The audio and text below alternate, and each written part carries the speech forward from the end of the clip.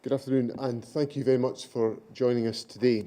I'm joined today by the Chief Medical Officer, Dr. Gregor Smith, who will be helping me to answer questions this afternoon.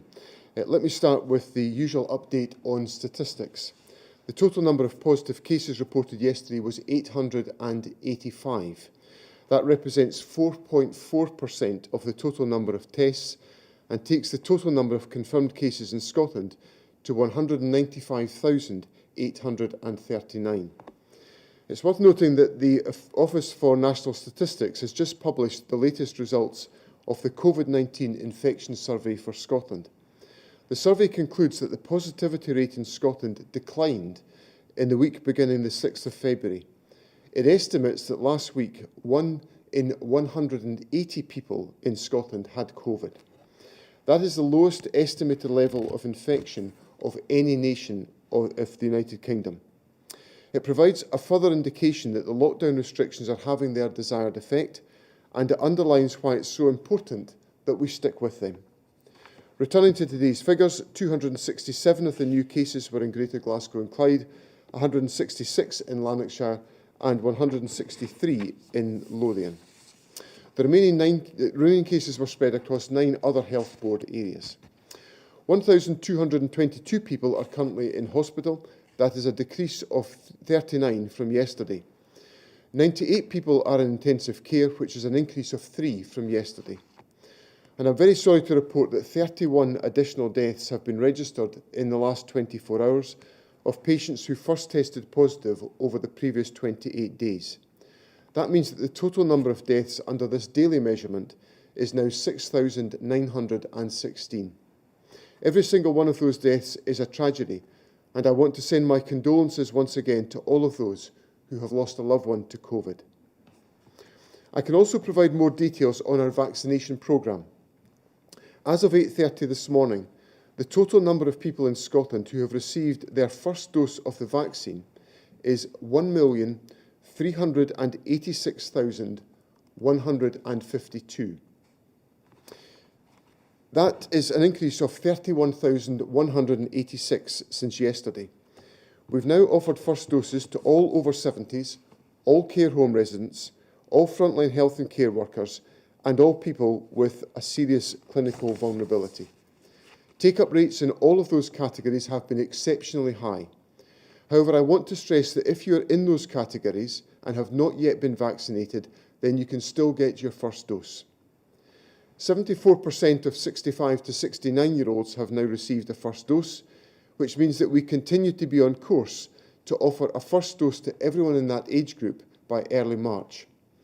Once again, I want to thank everyone involved in delivering the vaccination programme and everyone who has thus far received their first dose. The main issue I want to focus on today is the return of education. As you know, Monday will see children returning to early learning and childcare and to primaries 1 to 3. In addition, a very limited number of senior phase students will return to secondary school for essential work which is required for national qualifications and which can only be done within school. I want to take this opportunity to thank all of those who are working hard to prepare for this return. That, of course, includes teachers, childcare providers, school staff and school leaders. Your efforts are hugely appreciated by me and by the Scottish Government. This partial return of education is an important milestone, and there are 2 specific points I would want to make about it today. The first point concerns testing in schools. As senior phase pupils, teachers and school staff start to return, we will be making at-home lateral flow tests available to them twice a week. Pilot testing programmes have been running in a small number of schools in recent weeks, and we're using what we've learnt from this to roll the programme out across the country. As part of that, we've been working closely with the UK Government to get test kits into schools. This process has obviously been affected by the severe weather that we've experienced in recent days. However, I can confirm that around 2,500 schools have now received testing kits, and we expect any remaining schools will receive allocations either today or early in next week. On Tuesday, we issued comprehensive testing guidance to schools and to local authorities, and we are working with Young Scot to provide online information and support for senior phase pupils who want to take part in the testing programme. The first phase of testing will include childcare staff based in schools. We're currently working through the practical arrangements for rolling out testing to childcare staff working in other types of nursery settings, and we will provide further details on those arrangements very soon. Testing in schools is entirely voluntary, but I would encourage staff and pupils to take the tests if you are offered them. The use of testing is a very important addition to the other safety mitigations which are already in place. Of course, the evidence suggests that the key risk in reopening schools isn't transmission within schools and nurseries, but the greater contact it leads to among the adult population.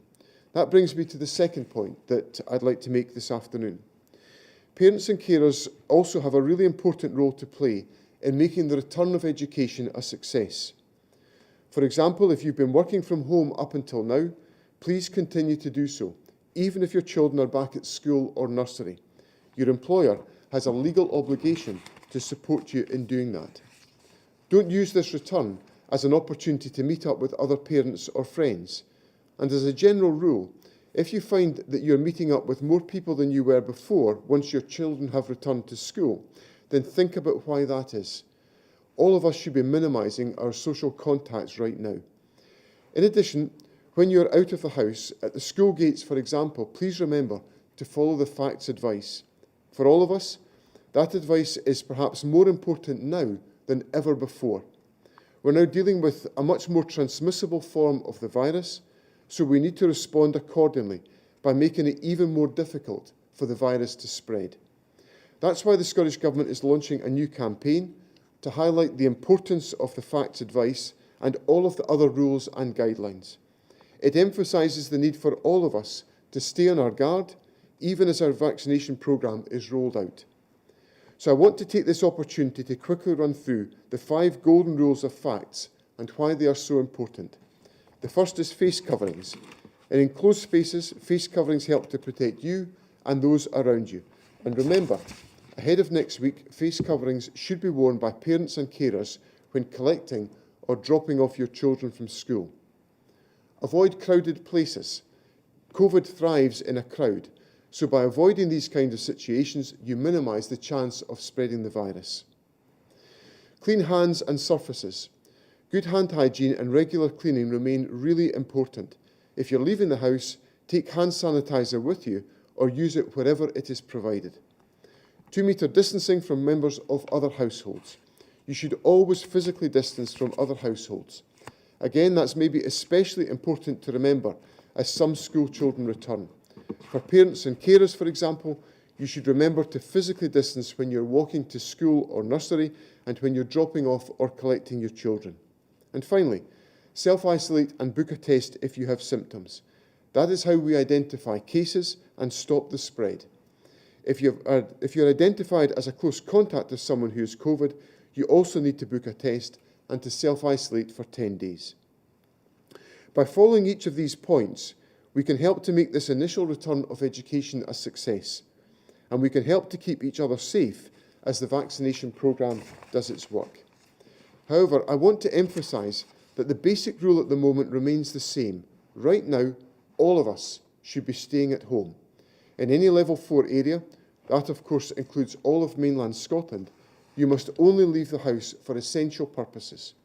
You cannot meet up with other households indoors, and if you meet with someone outdoors, you can only meet with one other person from one other household. These restrictions are really difficult, and I don't underestimate that for a moment, but crucially, they are working. Case numbers are coming down, so too are hospital admissions. We need to see that trend continue, and so it's vital that we continue to stick with the restrictions. That is how we keep the virus under control, and it's how we give ourselves the best chance of returning more quickly to some form of normality. So please continue to do the right thing, stay at home, protect the National Health Service, and save lives. And my thanks go once again to everyone who is doing that. So we'll now move on to some questions, and the first question is from Stephen Brown from STV. Stephen. Thank you. Good afternoon. Deputy First Minister, I just wondered, in terms of some children returning to school next week, what consideration you and the government had give to Countries which have already started some more face-to-face teaching since the start of the year, for example, in places like Canada, where there has been some in-school transmission of new variants, and therefore the research still being done on some of these new variants, whether or not, as some teachers are asking, there should be much more of a blended approach and physical distancing, even for younger aged pupils. Thanks, Stephen. These are important issues, and we, of course, look very carefully at the experience that's taking place in other countries where the return of education has taken place. We learn lessons from those examples, and we take decisions appropriate to the circumstances of the pandemic here in Scotland. On the basis of the advice that's available to me from our clinical advisory group, the information, and I'll ask the Chief Medical Officer to say a little bit more about this, the information indicates to us that the likelihood of the virus being transmitted by younger aged children is very, very low. And as a consequence of that, we judge, based on the clinical advice that's available to us, that it's appropriate and safe for children in those age groups to return. Now, by contrast, when it comes to the older age group of pupils, for example, the senior phase pupils, only a very limited number of those pupils will be returning to schools for very limited tasks that are relevant to the pursuit of qualifications. And in all of those circumstances, physical distancing will have to be observed within the limited period in which those pupils are in schools. So we're taking decisions that are based on the advice that is available to us about the likelihood of transmission and putting in place the maximum protections we possibly can do to ensure that everybody is safe. But I'll maybe ask the Chief Medical Officer to say a little bit more about the clinical advice that's underpinned our decisions. Thanks for the question, Stephen. I guess the important thing is that we're looking to as many sources of evidence as is possible when we're giving advice to ministers about these difficult decisions that they have to make. And we've been looking at the experience of countries around the world in terms of how they've coped with maintaining children in school environment. There are many countries in Europe who have that experience just now that we can draw upon, particularly in the Scandinavian countries. We can also draw on the experience of our colleagues in England, particularly at a time when we saw the new variant beginning to increase in numbers before Christmas there. And this experience starts to kind of provide us with the confidence that, particularly in these younger age groups, that the risks of transmission between children, including the new variant, appear to be broadly similar to the wild native virus that we had become used to as well, that there's no additional risk in these age groups. Now, clearly, we want to monitor this. We want to be very cautious in our approach. That's why we've taken a very limited approach to the return of children at this stage in time, and we'll continue to see exactly how that develops over time. But the evidence base for this is developing fairly firmly now, not only from the school setting, but of course from other settings as well, because we're able to examine the influence of spread between household groups as well, and the proportion of children who are testing positive who are arriving through paediatric clinics as well, and that all gives us cause for reassurance. Thanks, Gregor. We'll now move on to Katie Hunter at the BBC. Katie. Thanks, Deputy First Minister. I'm just wondering when the Scottish Government is expecting to receive advice from the JCVI about the next phase for vaccine priorities, and then when we can expect an announcement from the Scottish Government on that. And also, with regards to the news, there won't be any new dental students this year. Is there anything more that could have been done to ensure that final year students could complete their training and a new cohort could have been taken in? First of all, on the JCVI criteria, that issue has been actively explored by the JCVI just now. We expect to receive information on that reasonably soon. I can't give a prescriptive timetable, but I would expect us to get that really within the next week or so, I would think, and that will then enable us to take some decisions based on the advice that we receive. Obviously, we've been following very carefully the guidance that's been issued by the JCVI already, and that's given us such an emphatic effect of the vaccination programme within Scotland, and we're seeing some of the fruits of that in relation to the very welcome news that of the significant reduction in the death rate, for example, within care homes, which is an enormous relief to all of us. So we'll look carefully, we'll continue to engage with the JCVI on these questions, and we will share that information more widely as soon as we have that information to hand.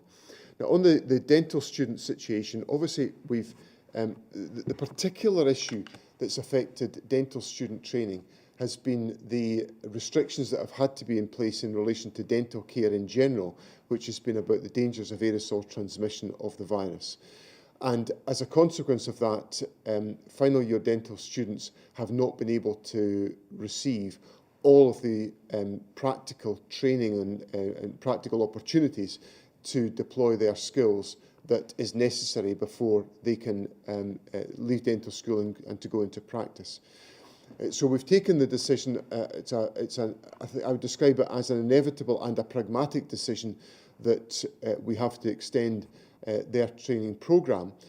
But I'm confident that there will be the ability for new dental students to be able to secure places and to be able to take forward their dental training. And we'll obviously discuss all of these issues with the dental schools and with the BDA. I don't know if Gregor wants to add to that as well. So just in the first part, the Joint Committee for Vaccines and Immunisations have met on 2 occasions this week. I expect them to be finalising their advice at this point in time, and that will be distributed to each of the devolved nations in turn in the very near future, and we'll be able to say more about that once we've received that formal advice from JCVI about these next prioritised groups.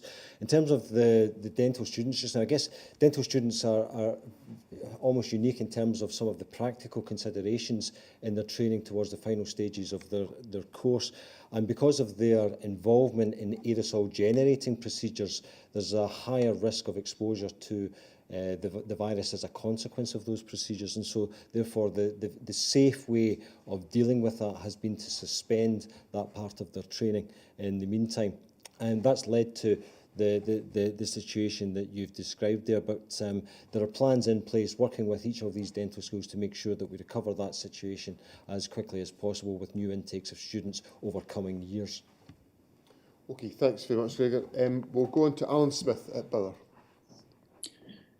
Thank you, Deputy First Minister. This is a question for the Chief Medical Officer in regards to vaccines. Radio Clyde has seen a number of posts on social media from people in their late 20s, early 30s in the Greater Glasgow and Clyde area who say they're fit and healthy, but they've been vaccinated or been offered a vaccine. And this has obviously prompted a response from people in older age groups in their 60s who are still waiting for an invite. Now, we've been told this could be because health boards are using a modified flu vaccine list. I just wondered if you could provide a bit more clarity on that, if that is the reason why seemingly healthy people in their 20s, 30s might be getting offered the vaccine just now, and what you would say to those in the older age groups who perhaps fear there might be a bit of queue jumping going on.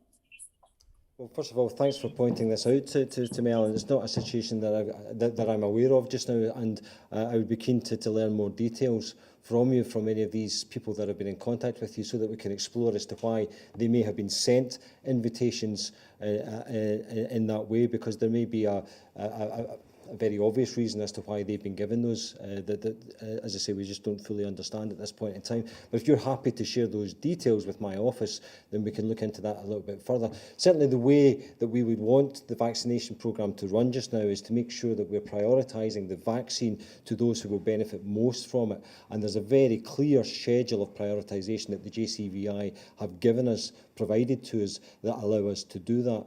There will be some younger patients who are now being called for vaccination, but generally that's because of their underlying health state and that they've got particular considerations that would, as I say, give them initial benefit to be vaccinated at this point. But if these people don't understand why they've been called for vaccination, then I would certainly want to explore as to why that's the case. So, as I say, if you can pass those details on, I would certainly be happy to engage with the health board in question so that we can try to understand that better.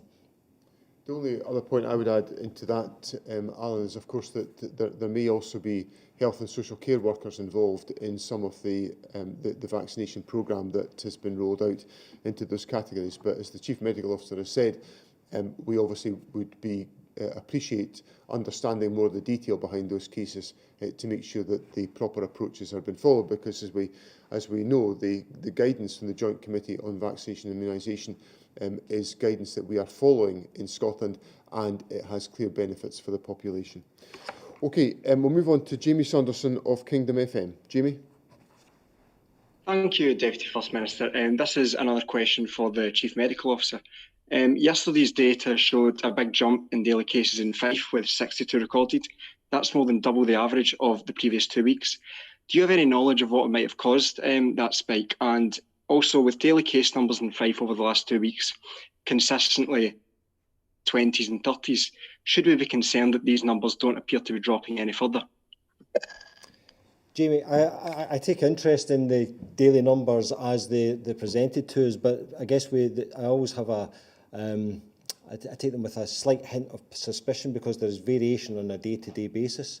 And what I look for when I'm examining the numbers is the trends, particularly over a 7-day or a 14-day period, which tell us much, much more about the tracks of cases in particular places. Particularly in some of our smaller local authority areas or health board areas, you can sometimes see quite marked jumps in numbers just because of localised outbreaks. And so, you know, a spike over 1 day, perhaps we shouldn't read too much into that. It's more the trend over several days or over time that would give us that cause for greater concern as to what may be going on there. Having said that, what we are seeing generally across the country still remains encouraging. We're still seeing a general trend across the country which is down at the moment, and that has started to slow a little. But the contribution of asymptomatic community testing to that is now becoming greater and greater. So what I'm expecting is that for some areas, and Fife may be one of the reasons, this may be one of the reasons we're seeing this in Fife, is that as more and more of these asymptomatic community testing pilots come into play, is that we start to see more case ascertainment, so more people are actually being actively detected as having this virus just now. So it's a complex range of data that we examine. What we also look for, of course, in all of this is the test positivity, because that gives us much additional information in terms of the likelihood as to whether this is a testing anomaly or whether this is something which is representative of perhaps greater numbers within the community as well. So all that's taken together rather than just a single number which we look at on a daily basis. Okay, thanks, Gregor. We'll now move on to Neil Pooran of PA. Neil. Thanks, Deputy First Minister. Today, Mark Drakeford, the Welsh First Minister, has been talking about the tourism sector, and he's cautiously optimistic that there might be a partial reopening around Easter if things keep going on the good trajectory that we're on just now, in particular around self-catered accommodation, things like B&Bs. These might be able to open up for around the Easter break if things keep going in a good direction. I know some of this will be covered in the strategic framework, which you'll be unveiling on Monday, but could you maybe let us know what the government's thinking is on this? Which parts of the tourism sector might be able to open up first? Thanks very much, Neil. As you indicate in your question, the government will be considering over the weekend the finalisation of the strategic framework. It will be discussed at Cabinet on Tuesday and shared with Parliament on Tuesday afternoon in a statement by the First Minister. Now, I can't go into any of the sectoral detail today. That would be inappropriate for me to do that. That's detail that must be shared first with Parliament. But what I would say as a general explanation is the government will be proceeding with a great degree of caution. We still have a very serious situation on our hands. Case numbers are falling. The vaccination programme is expanding. We have a number of trends that are encouraging, but we still face an acute threat from the virus. So I think the best thing I can say today is that the government continues to proceed with a great deal of caution. We've set out that our overriding priority in relaxing lockdown is to make sure that we can return children and young people to full-time face-to-face education. That will be our overriding priority. And as a consequence of that, it may be that other sectors of our society have got to live with further restrictions for a longer period to enable our children to get back into face-to-face schooling. So those are some of the dilemmas that we have to wrestle with. We'll hear more about those in the strategic framework on Tuesday. But what I would say is that to enable us to get to a position where we can relax lockdown, we have to have continued adherence to the restrictions and continued participation in supporting the restrictions from members of the public. And of course, we've experienced and enjoyed that level of support throughout this lockdown, for which ministers are very grateful. But we'll share more details about that in the strategic framework on Tuesday. We'll now move on to Simon Johnson from The Telegraph. Simon. Thank you, Deputy First Minister. Jason Leach has written to the parents of children who are returning to school next week, advising them not to start having, or their children having indoor play dates at home despite returning to school. Can you explain why it's riskier having an indoor play date for 2 children, perhaps in a bedroom or a lounge or whatever, compared to 20 children in a classroom? And also, I just want to ask, there's some real world data that's been handed to the Prime Minister about the vaccine programme in England, which appears to show a 2/3 cut in transmission related to the vaccine rollout, which is similar to, I think, to what was found in the Lancet study regarding the Oxford vaccine a few weeks ago. Does this have major implications for the speed at which we'll be able to ease lockdown? Thank you. Thanks very much, Simon. I'll ask the Chief Medical Officer to comment on both of these important questions. On the question of essentially classroom versus play day, if I can characterise it like that, the classroom environment is an organised environment, and it is focused very much on the delivery of face-to-face schooling. One of the reasons why we've made the choices we've made about the sequencing of the return of pupils is that the educational advice available to me is that pupils in the P1 to 3 category are the ones that find the greatest of challenge to engage with remote learning compared to other age cohorts. So we're prioritising those who will get the most benefit out of the return to face-to-face schooling. So the combination of the organised environment, the mitigations that are in place, and the application of the restrictions that will be commonplace within our schools, that were commonplace prior to the Christmas break, is all there to protect protect children and staff in that environment. Now, obviously, in a domestic home environment where households are mixing, it opens up other bridges from which there can be transmission, parents coming in and out of houses as well. It can be a much more, a potentially greater opportunity for the circulation of the virus.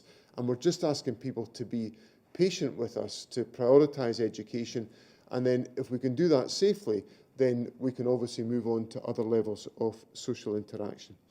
The second point you raise on the data that we understand from media reports has been shared with the Prime Minister obviously contains welcome news, and you cite the Lancet study as well, which similarly had welcome news. And I think we are all proceeding with optimism, I think is how I would describe it. You know, the data that we were sharing about the reduction in the death rate in care homes as a consequence of that very comprehensive, painstaking vaccination programme that was done in the care homes is well, frankly, it's a great relief to us, Simon, because it helps to assure us that we're doing everything we can to protect some of the most vulnerable within our society. So if there is data which will continue to emerge about the efficacy of the vaccination programme, if that helps to boost confidence about the steps that are being that can be taken to relax lockdown, then the government will of course consider all of these issues. But we have to see the data, be familiar with that data, and be confident that it's telling us an accurate and comprehensive picture of the impact of the vaccination programme. Gregor, would you want to? Simon, I think we're at a really exciting stage just now in terms of waiting for a number of academic teams to report their findings as they're starting to look at vaccine effect. And some of that effect is on about individual protection. How much does it reduce your likelihood of severe illness or for dying from COVID-19. Some of it is going to be equally exciting because it's going to give us the first hint of what effect these vaccines have on transmission. And I expect that over the course of the coming days and weeks ahead is that we're going to start to see more and more of these pre-publications being loaded up onto various kind of sites as these academic teams begin to report. Now, the conversations that I'm having with them just now give cause for encouragement. I have to say we have to see some of the final data that sits around about this, but I do think that we're moving into an area just now where we can start to properly see the impact that these vaccines will be having. Now, as I say, at the moment, the main focus is upon the effect that it has on giving us individual protection, whether it saves you from that severe disease in particular. But there's no doubt about it, we're all incredibly interested as to what effect this potentially has on transmission and therefore has on the population as a whole. Very conscious of the fact that we still need to move through all the different age groups that we have who still to require the vaccine, because if you were to speak to my colleagues in particular the hospital sector just now, those who they are providing care to with particularly severe illness are very often in those younger age groups now, that kind of 40 to 60 age group in particular. And it's important that we continue to make sure that we are continuing with a vaccination programme that continues to protect us before we start to think about how any data on transmission begins to kind of allow us to kind of open up and start to, I'm not going to say move back towards normal, but actually starts to move towards what would feel to us to be a much less restrictive society that we're living in just now.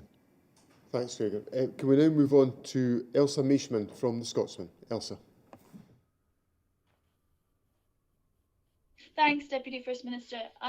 Can I ask firstly just about care home visiting? We've heard quite a few rumbles that there might be new guidance being published soon. I think it was mentioned at least a week ago that it would be published imminently. So do you have any update on when that might be?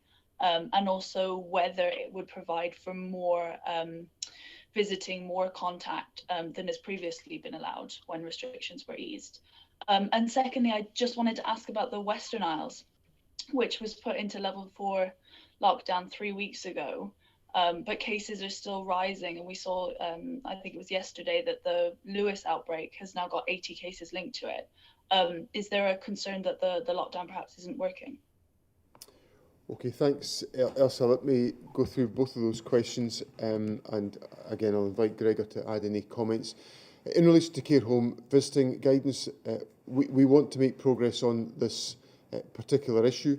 It's an immensely sensitive and significant issue, and we recognise the importance of families being able to support their loved ones who are in care homes.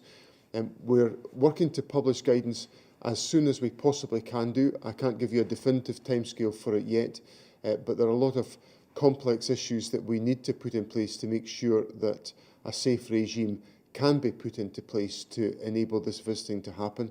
We recognise the importance of it for families and for residents of care homes, and that will be published as soon as we have completed all of the discussions and arrangements around the guidance.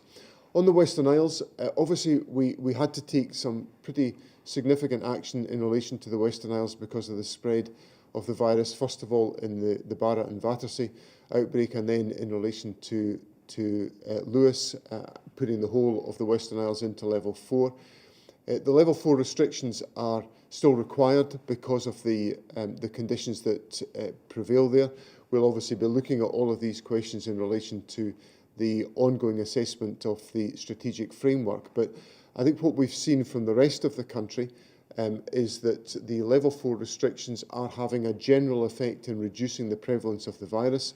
So that gives me confidence that the constraints that are required under level 4 can have that effect in the Western Isles, but we have to make sure that they are applied for long enough to make sure that the situation is brought into a more stable situation than it has been in.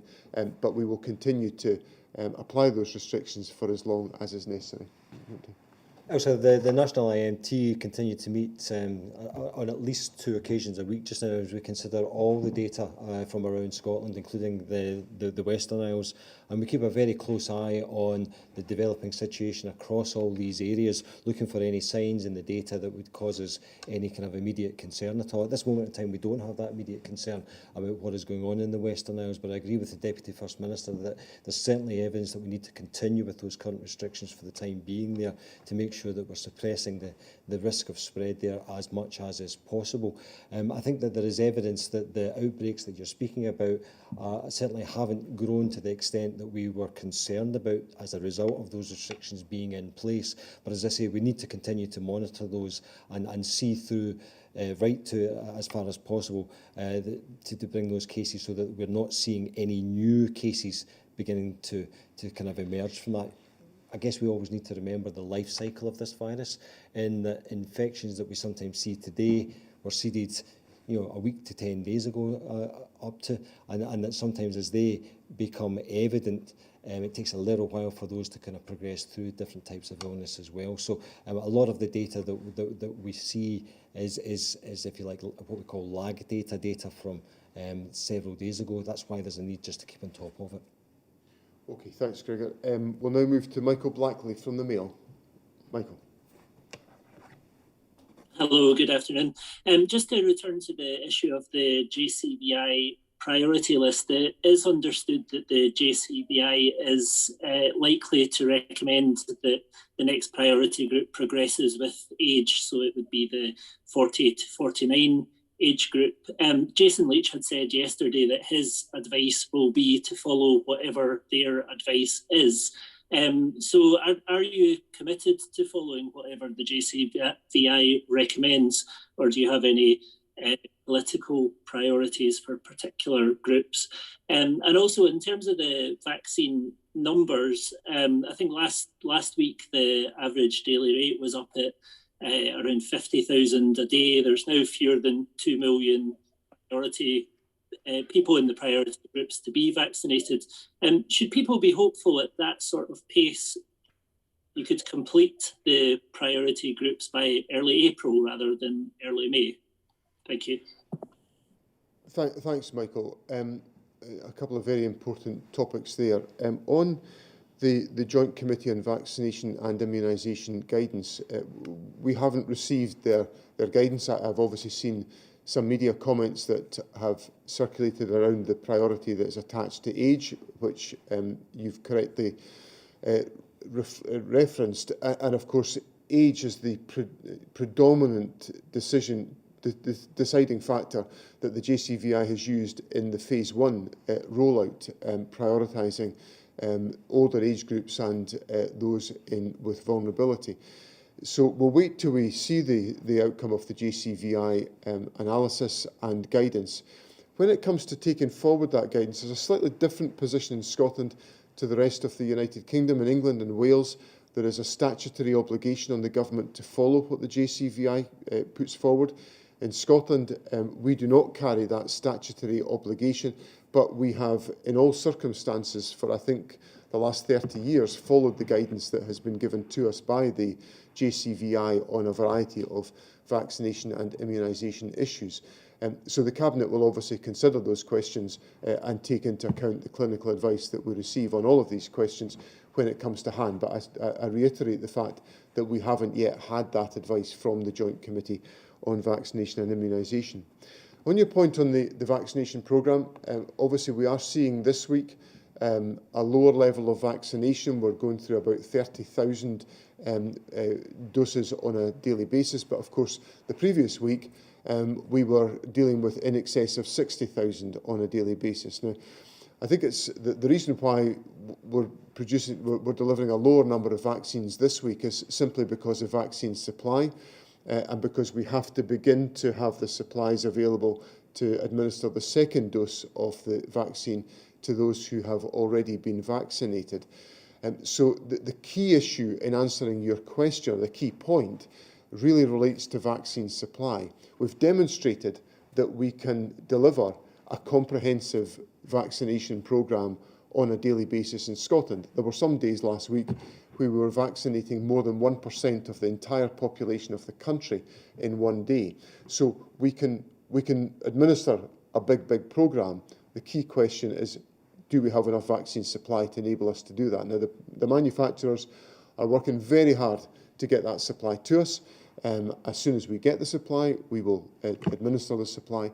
So I think, as things stand just now, we have no reason to believe that we can accelerate the programme and timetable that we've set out. But obviously, we come into this programme, as we've demonstrated, with a willingness to complete the programme as quickly as we possibly can do, and that will be a priority for the government. I don't know if you want to... I think the other thing I would want to add is just to kind of pay tribute to the work of the JCVI as a committee, not only just now, but over decades now.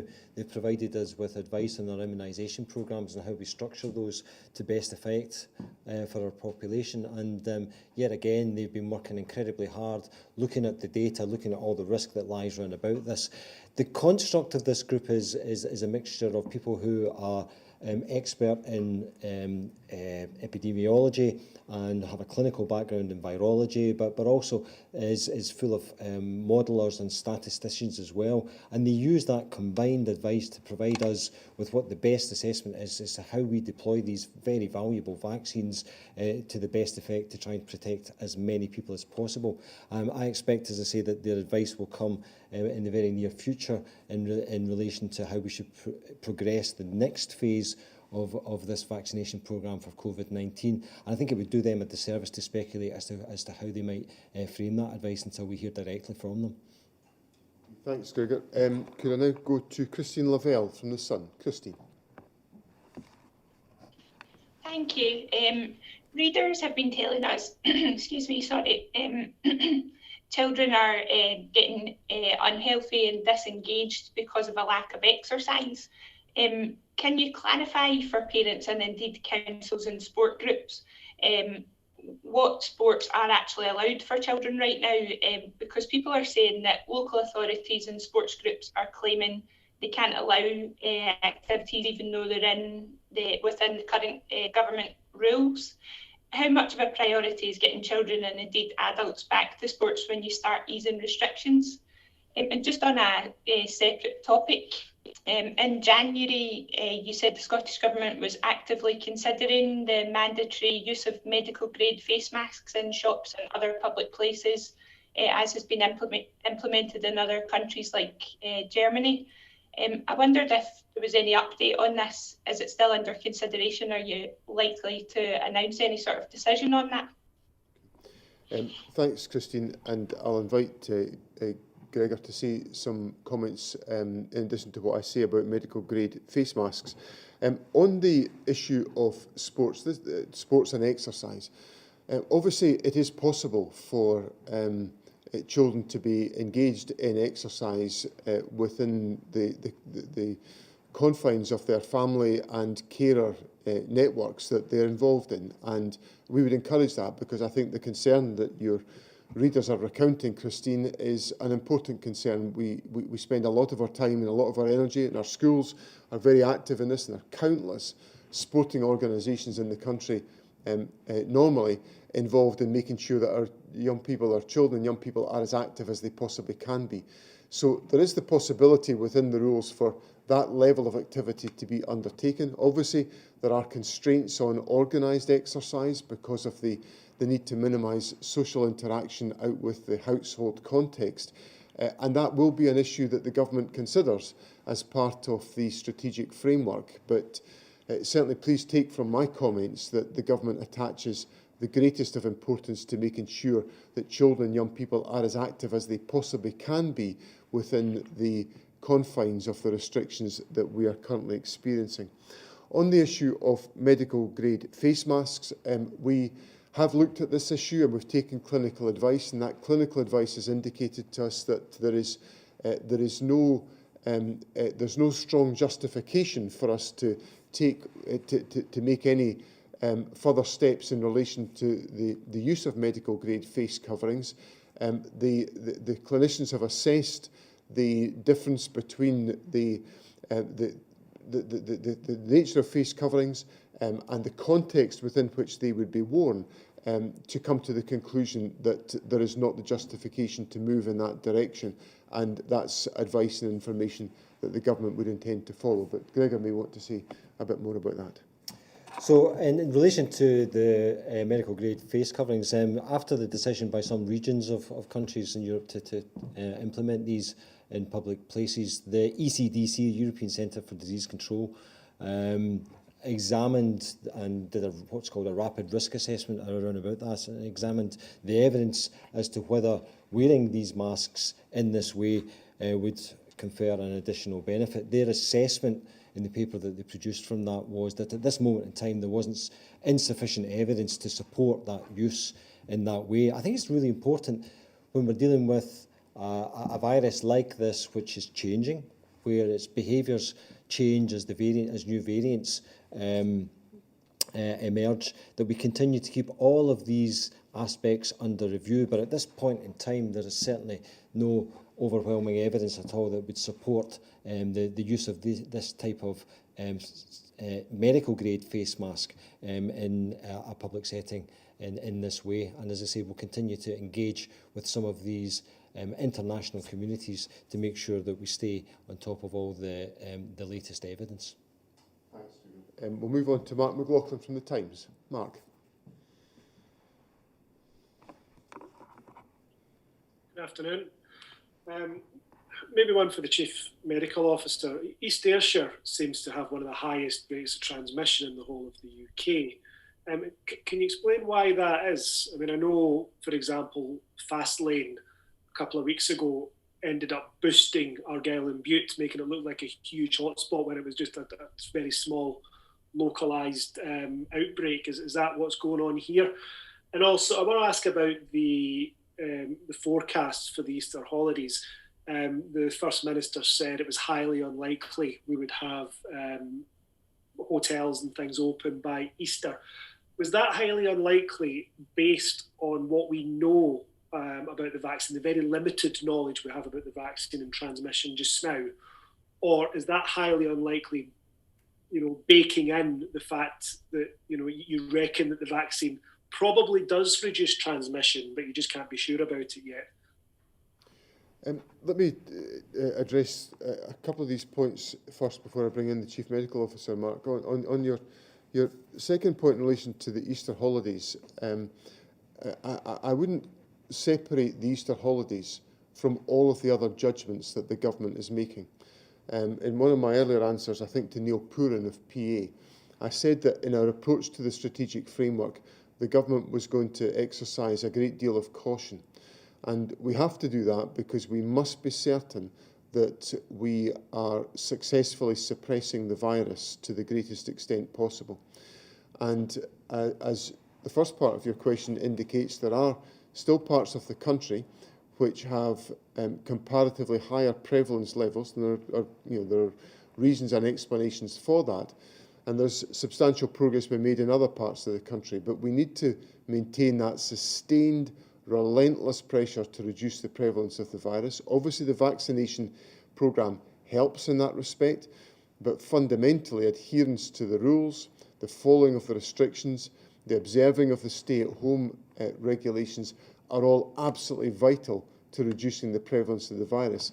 That then sets the context within which we can possibly relax any of the restrictions.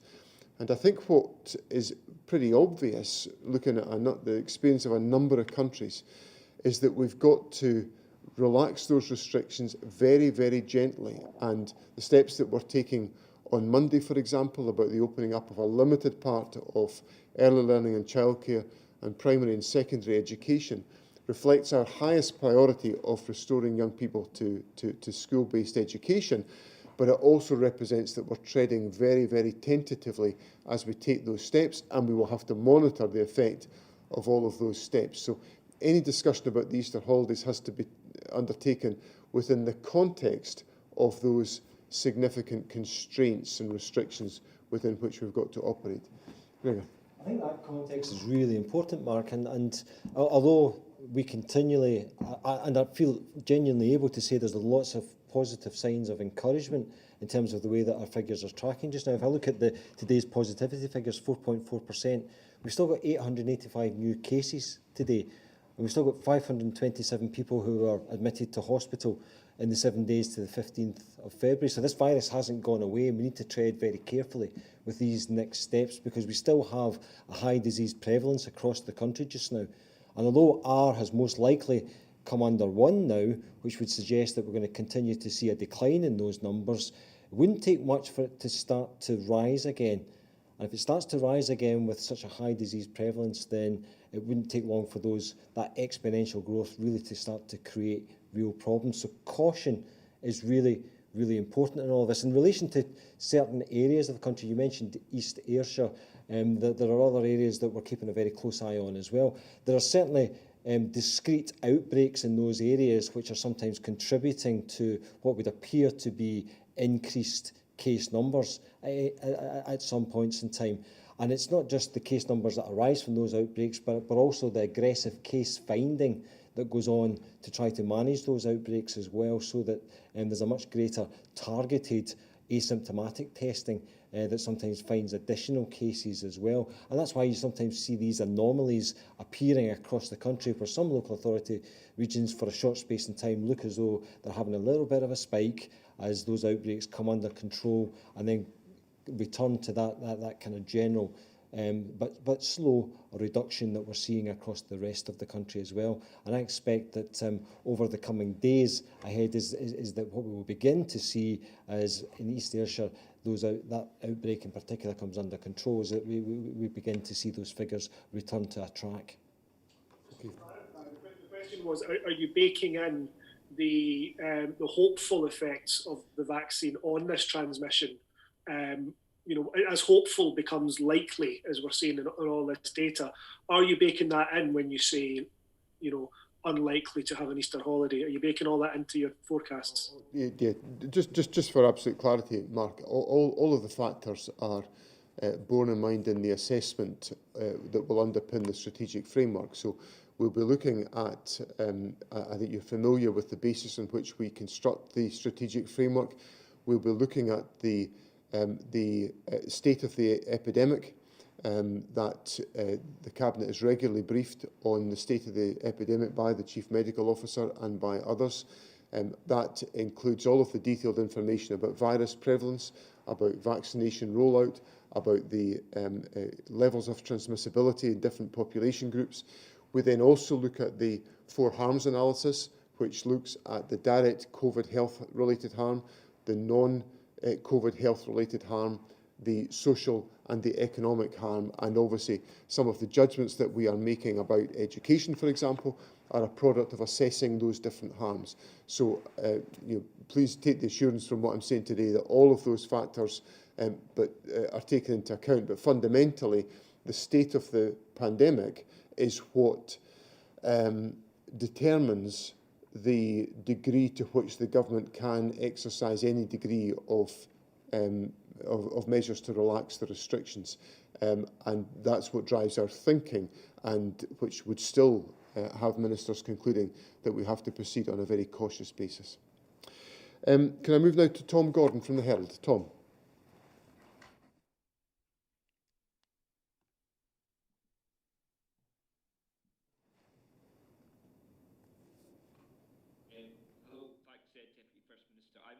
Asking a question in Tom's place today. Apologies for the confusion. You mentioned that schools are reopening from Monday for some pupils, which is great news, although most will still be learning from home. You're often pressed by the opposition on the importance of dedicated tutoring in helping pupils get their learning back on track after lockdown, particularly with fears that many are getting far less teacher contact than they need or are entitled to.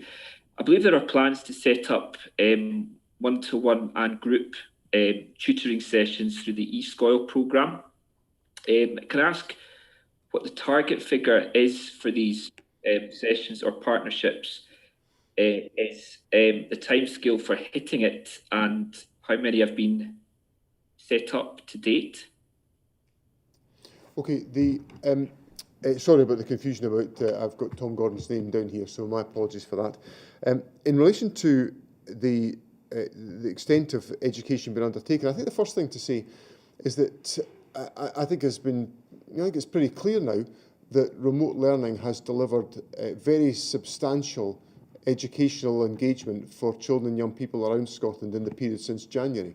I think by all independent assessment, it's formidably stronger than the emergency situation we faced last March. And that's a tribute to the work that's been undertaken by teaching staff the length and breadth of the country, who used the period after lockdown in March last year to prepare for an eventuality happening again, and there is therefore much more digital use and digital materials and digital resources available. And of course, Education Scotland, the Scottish Qualifications Authority, our local authority partners, the Regional Improvement Collaboratives have all been working together on putting together that material, a lot of which has manifested itself through the national e-learning offer. Now, so all of that has been happening. So I think that's got to be borne in mind when we consider the extent to which the delivery of education has been taking place within Scotland. And I think it's been a really strong effort. And indeed, Her Majesty's Inspectorate of Education have published a number of reports assessing the effect of remote learning, which has had very strong findings. Now, there have been a range of tutoring programmes undertaken already by eSchool. They've been operating a whole number of sessions both during school hours and after school hours. They're available for students to sign up to in different subjects and different topics. We'll continue to do that. Of course, in addition to that, the government has allocated substantial additional resources to local authorities to supplement the resources they've got at local level to enable direct support for learners to be undertaken. And that's been the foundation of our response to the impact of the pandemic on education, has been to make sure our local authorities have got the resources to recruit more teachers. We've got 1,400 more teachers now in our schools as a consequence of the resources we put in place. And obviously, several tranches of money, £45 million announced several weeks ago, £60 million just the other day there, that we will be distributing to make sure that we are supporting young people in acquiring all the learning that they need to take forward. So there's a range of interventions to make sure that we cover as much ground as possible and that young people are supported in addition to the very successful delivery of remote learning that we're experiencing today. The last question now today is from Derek Healy from the Courier. Derek. Thank you, Deputy First Minister. A few days ago, the First Minister said the government would give consideration to exemptions from hotel quarantine for oil and gas workers. We've since carried stories with workers and unions warning of people becoming trapped abroad because of the fear of the cost of return, of others spending almost no time with families before returning to work, and of the mental health toll all of this is taking on workers and their families. So can you say what further discussions have been had on exemptions for oil and gas workers, when we might expect a definitive answer on that, please?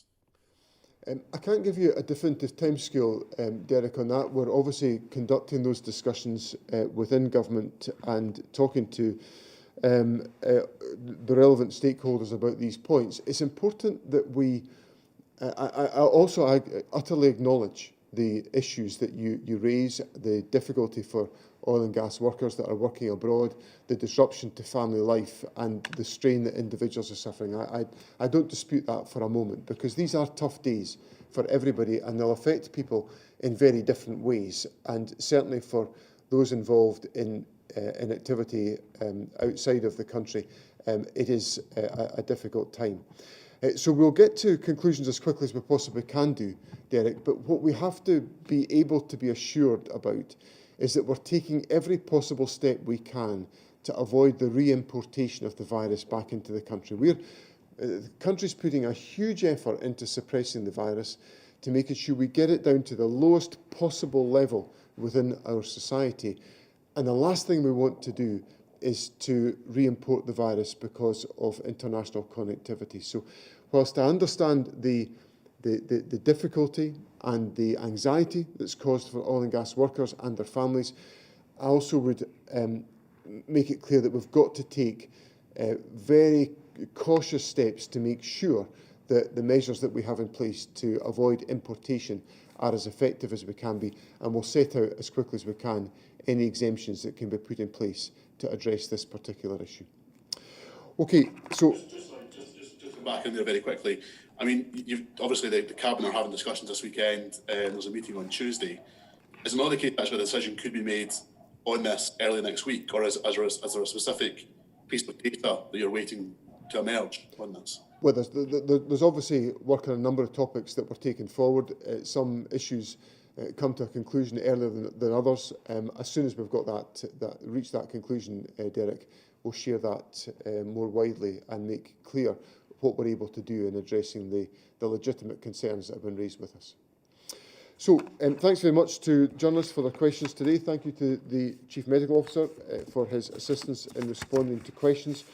Can I thank Anna, our BSL interpreter, for once again being with us and undertaking the BSL interpretation for us. Can I encourage everybody to stay at home, to follow the restrictions that are in place. Please have a safe and an enjoyable weekend, and we'll share further information next week on the strategic framework that we can take to address many of the issues that we've wrestled with today. Thank you very much and have a safe weekend.